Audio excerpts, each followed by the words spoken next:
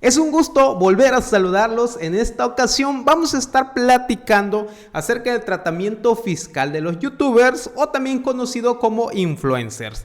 Cómo deben pagar los impuestos, cómo deben facturar, a qué tasa y en qué tasa de IVA deben de pagar. Todos esos temas es lo que vamos a platicar a continuación. ¿Cuál es el contenido de nuestro temario? El primero vamos a dar una breve introducción de lo que estamos platicando. Vamos a hablar también del tema de facturación, cómo se tiene que emitir la factura cuando se perciba un ingreso por YouTube. Específicamente vamos a estar hablando de YouTube, del régimen fiscal, dónde debo de tributar, cómo debo pagar mis impuestos en ISR, en IVA y también una breve conclusión que vamos a dar al final. Así que acompáñenme. Este tema surge debido a que hace unas semanas me hicieron un pago de YouTube precisamente por el contenido que estamos creando. Bueno, no es mucho, pero nos sirve mucho para efectos de poder empezar a iniciar a ver el tratamiento fiscal precisamente de ese ingreso. Así que vamos a platicar acerca del tema de facturación en este momento, cómo es que tenemos que emitir nuestra factura, porque ese es el primer paso. Al momento que me deposita YouTube a mi cuenta bancaria, en ese momento tengo que emitir una factura de ingresos que reúna requisitos fiscales. En otras palabras, es un CFDI 4.0 ahorita en abril 2024. ¿Cuáles son los datos que vamos a poner? Precisamente aquí estamos desglosándolo para que ya no sea tan difícil para ustedes. El nombre, vamos a ponerle Google LLC. En el RFC vamos a poner el RFC genérico pero extranjero. En este caso es el XEXX010101000. Al momento que nosotros ponemos esos datos, nos va a pedir lo que es el número de registro de tributario o el ID de esta persona moral extranjera, y en ese ID vamos a poner el 7704935581. Ese es muy importante. Obviamente nos va a pedir también la residencia fiscal, que es USA. Ok, eso viene en el catálogo al momento de emitir la factura. En el régimen fiscal vamos a poner el 616 sin obligaciones fiscales, y en el uso de CFDI vamos a colocar sin efectos fiscales. Ese es en tema de datos del receptor, en datos del cliente. ¿Es necesario poner el domicilio? No vamos a poner ningún domicilio. Obviamente si nos pide en el CFDI 4.0 un código postal, vamos a colocar ese código postal, la de nosotros. La del emisor, lo de nosotros es el código postal que vamos a colocar. En ningún momento vamos a colocar el código postal de Google. En las claves, al momento ya de poner los conceptos, vamos a utilizar ciertas claves. En unidad vamos a colocar, o clave de unidad, vamos a colocar el E48, unidad de servicio. Y en clave de productos y servicios podemos colocar el 82.101.603. Y en el concepto vamos a colocar servicio de publicidad YouTube. Es una sugerencia solamente, pueden utilizar algún otro concepto dependiendo lo que les estén pagando. Que por lo general cuando nos pagan YouTube normalmente es por servicio de publicidad. Ahora vamos a ver en qué régimen fiscal debo de tributar. Aquí en México existen solamente dos regímenes fiscales que podemos tributar actualmente. Anteriormente también se podía tributar en RIF, pero en este momento, en 2024, ya no es posible, al menos que haya youtubers que vienen de años pasados y que todavía siguen vigentes.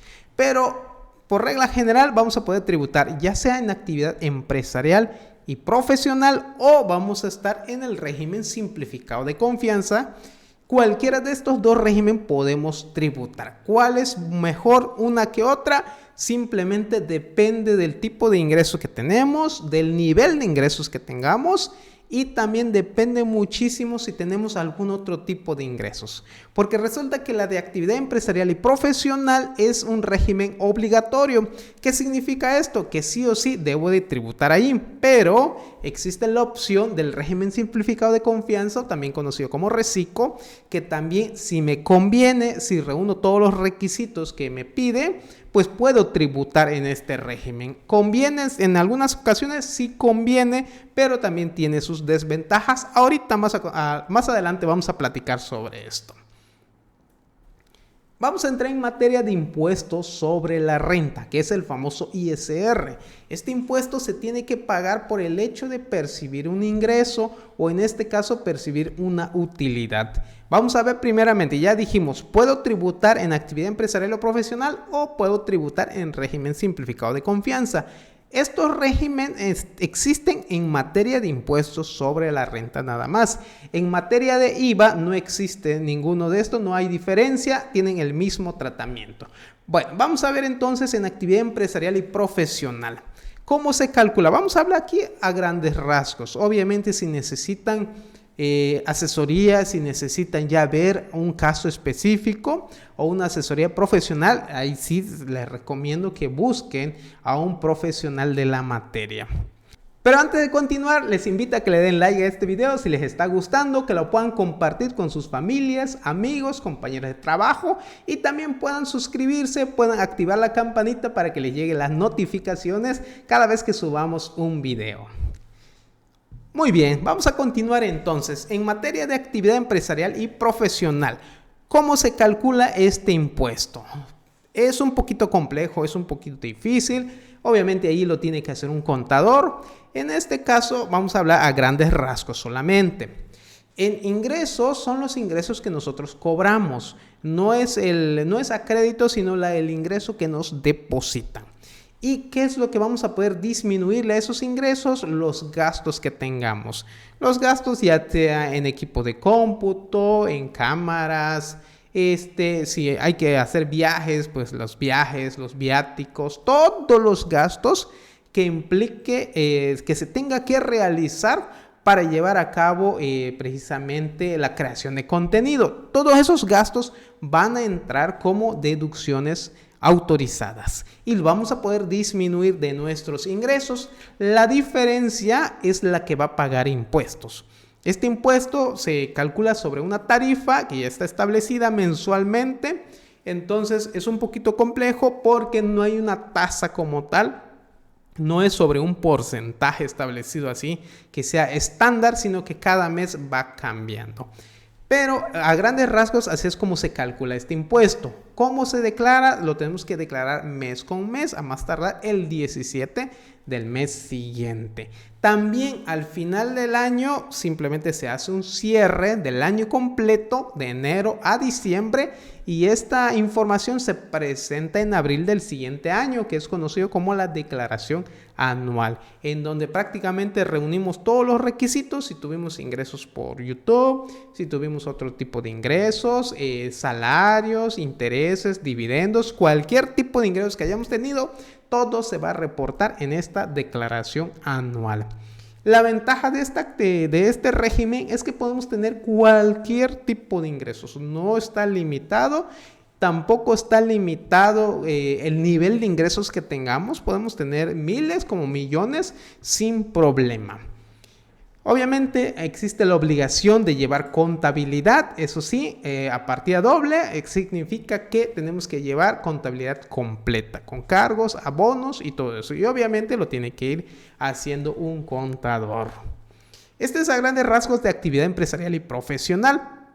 Ahora veamos el régimen simplificado de confianza, que es un régimen opcional, que eso hay que decirlo, pero sí es bastante estricto, o sea, hay que prestarle mucha atención. A lo mejor para un inicio conviene si solamente tenemos este tipo de ingresos de YouTube, conviene si no tenemos mucha inversión, si no tenemos muchos gastos y nada más tenemos más ingresos que gastos, entonces sí nos podría convenir este régimen simplificado de confianza, también conocido como Reciclo.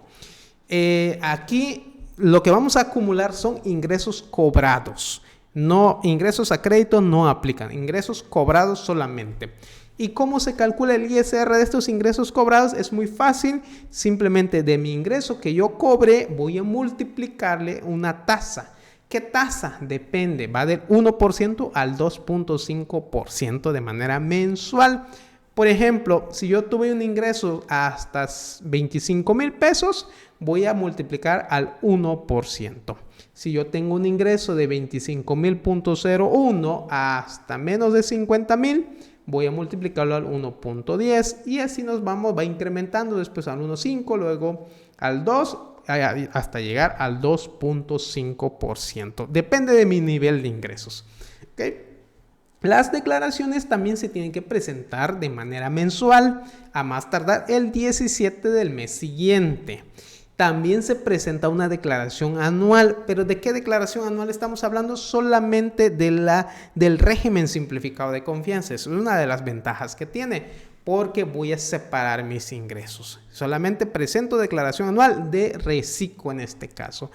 ¿Puedo tener otro tipo de ingresos? Sí, pero está limitado. Por ejemplo, puedo tener ingresos por salarios y también puedo tener ingresos por intereses y no hay ningún problema. Siempre y cuando los tres conceptos, ingresos por reciclo, ingresos por salarios, ingresos por intereses, en su total no me supere 3.500.000 pesos en el año.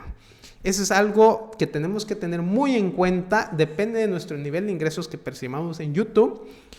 Vamos a poder obtener ingresos hasta 3.500.000 pesos. Si vemos o proyectamos de que vamos a obtener más que ese ingreso, si va a superar, nos tendríamos que ir sí o sí a actividad empresarial o profesional. Como ya comentamos, el régimen es opcional. Si quiero lo tomo, si no, tengo que tributar en actividad empresarial, que es el régimen general. Pero si llega a optar por tributar en este reciclo, es bastante estricto. Hay que tener la firma electrónica vigente, buzón tributario activo, declaraciones presentarlas en tiempo y forma, emitir mis facturas de ingresos en tiempo y forma. ¿Ok? Cuestiones así que tenemos que tener mucho cuidado para que no sea motivo de salida de este régimen. Ahora vamos a entrar en materia de IVA, del impuesto al valor agregado.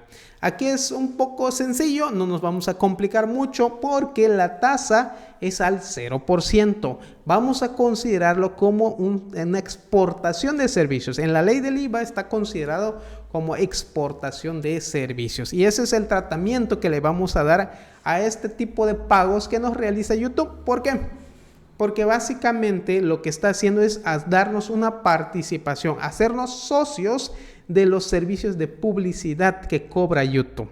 Un porcentaje le cobra a las empresas que se publican o que se publicitan en YouTube. Entonces una parte nos corresponde a nosotros y por esa razón es que se considera como un servicio de exportación. Vaya, es una prestación de servicios que estamos dando y que es por publicidad.